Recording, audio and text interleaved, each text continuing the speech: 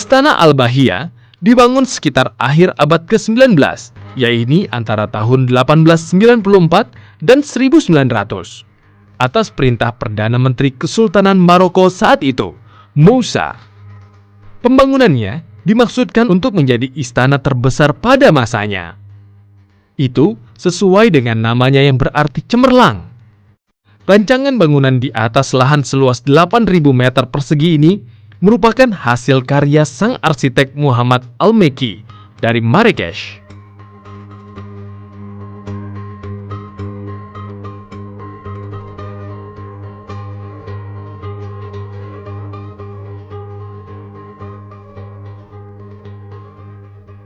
Bangunan istana ini memiliki 160 kamar yang keseluruhannya dihiasi mosaik warna-warni dari bahan palestran, lukisan, pahatan kayu yang diukir secara detail, serta ubin keramik berwarna terang dan mengkilap.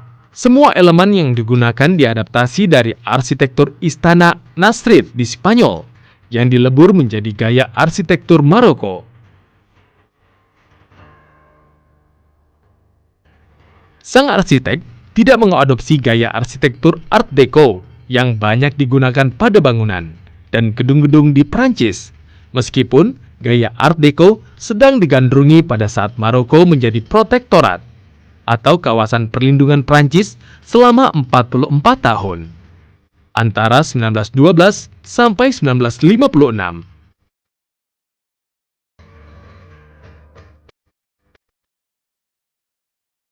Bangunan-bangunan yang terdapat di kota Marrakesh justru menampilkan corak lokal yang mirip arsitektur Mediterania. Bahkan, sangat mirip pula dengan arsitektur Santa Fe.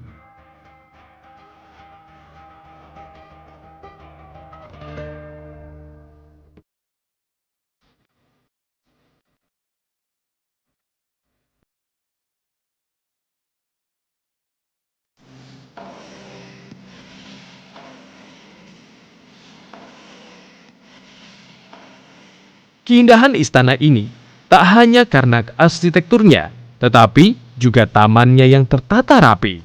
Mengikuti gaya Maroko, pada bagian tengah ruang selalu terdapat kolam pancuran dengan udara terbuka yang dikelilingi taman yang luas dan indah.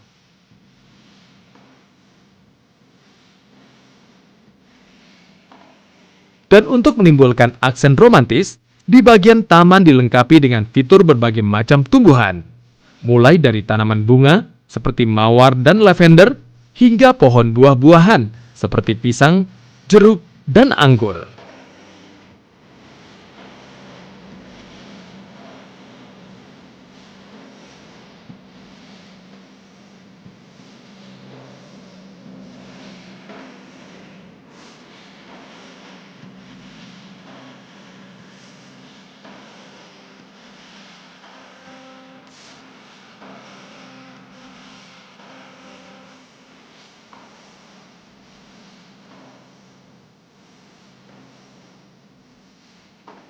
Di kompleks istana, terdapat juga beberapa taman kecil yang difungsikan sebagai tempat bermain dan beristirahat keluarga raja.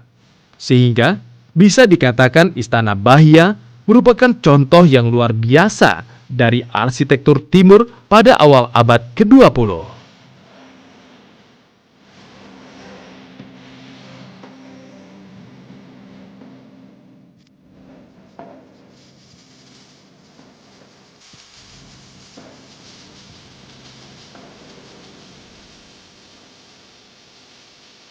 Struktur bangunan yang kaya akan berbagai macam unsur arsitektur pada masa itu memberikan kesan yang lebih modern terhadap Istana Al-Bahia.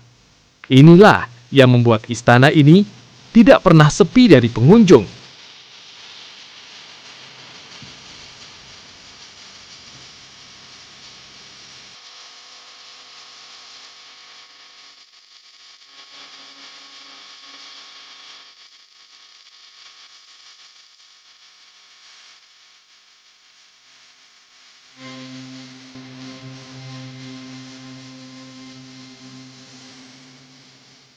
Bahkan, karena keunikan arsitektur yang dimilikinya, istana ini pernah digunakan sebagai tempat kediaman resmi Louis Liatoe, seorang jenderal Prancis yang memimpin pasukan di Maroko pada era kolonial.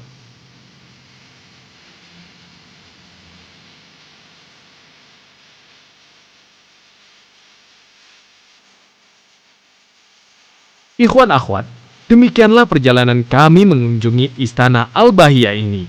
Keindahan serta keagungan seni arsitektur dan struktur istana selalu dapat memberikan kita inspirasi akan kejayaan Islam, sehingga kita dapat terus berusaha menjunjung tinggi dan bangga dengan agama yang kita imani, Islam yang rahmatan lil alamin.